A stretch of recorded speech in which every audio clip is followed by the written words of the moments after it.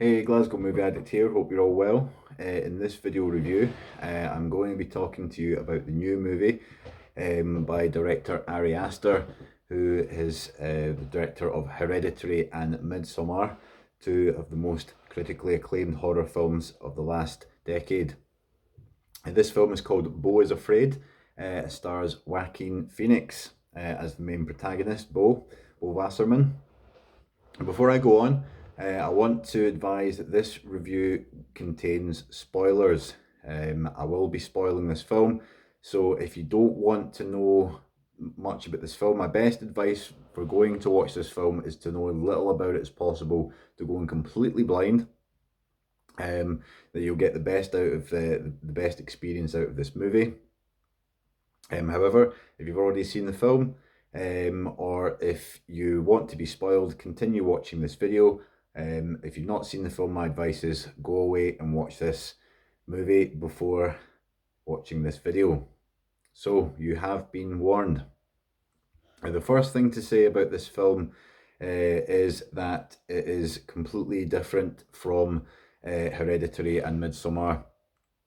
It's Ari Aster's, I think it's like a sort of passion project for him. It's been going on.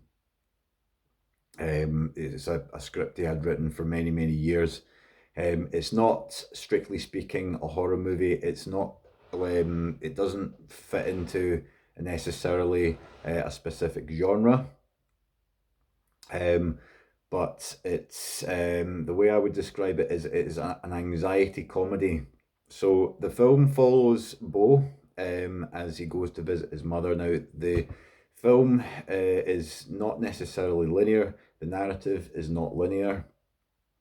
At the start of the film, he stays in an apartment block in a sort of dystopian cityscape, and he goes to book a flight for his to go and visit his mother.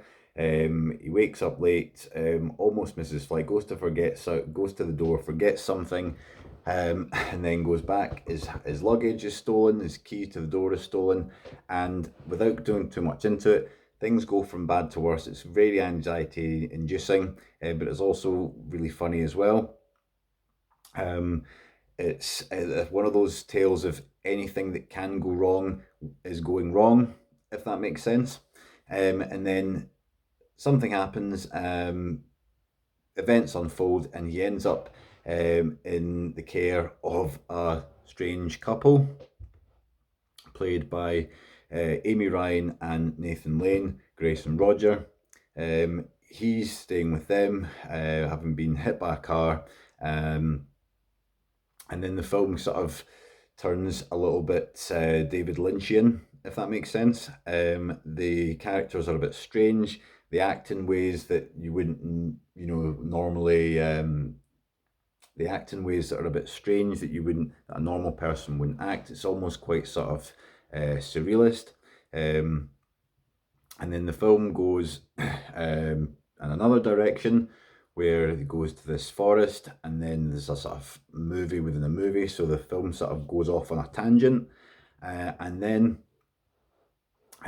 towards the end, things just go from strange to even weirder, including I'm not gonna say it, including a weird monster that reminded me of the movie Possession from 1981, which is one of the classic horrors.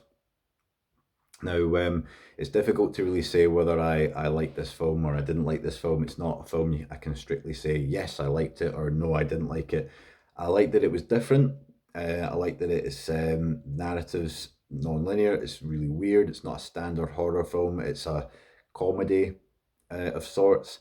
It talks about sort of mental health, about anxiety, about guilt, other sort of deep themes, but it's really difficult to really sort of pinpoint and pin down exactly what this film is about or what the sort of meaning of the film is.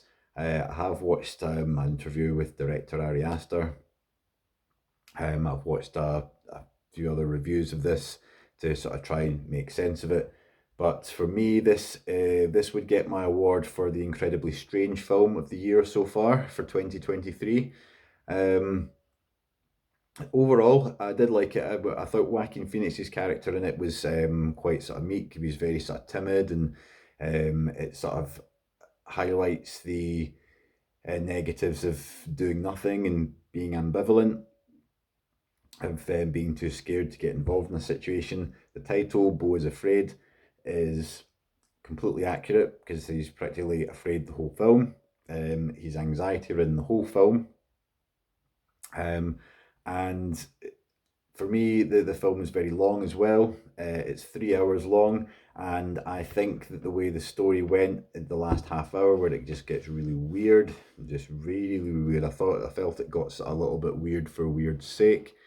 I would have liked it better if it's finished half an hour before at a certain point. There's a funny scene involving a Mariah Carey song, and overall it was a wild ride. So my advice for this film is don't overthink it. If you're watching it, just go with it. The way I watched is I put myself in the position that I'm Beau. All this chaos going on around him, he doesn't know what he's doing wrong, he's completely helpless. And I'm like him. I didn't really know what was going on a lot of the time, but that was part of the fun of this film. It's part of the fun. So whilst I there are some shortcomings in this film, it was something strange, it was something different, it wasn't scary at all, it's not a horror film, it's completely different from Midsummer and Hereditary. I would give Beau Is Afraid overall a 7 out of 10. I didn't fully like, I thought Midsummer was better. That's probably my favourite of Ari Aster's films. But I thought this was a good attempt at doing something a little bit off the beaten track. And I respect it for that. So 7 out of 10 for me for Beau Is Afraid. It's really weird, really strange. Don't overthink it for every scene. Just go with it. Follow the adventure of Beau, and I think you'll get the best sort of enjoyment out of it. But if you've seen it, let me know what you think, because I'd be interested to know other people's opinions.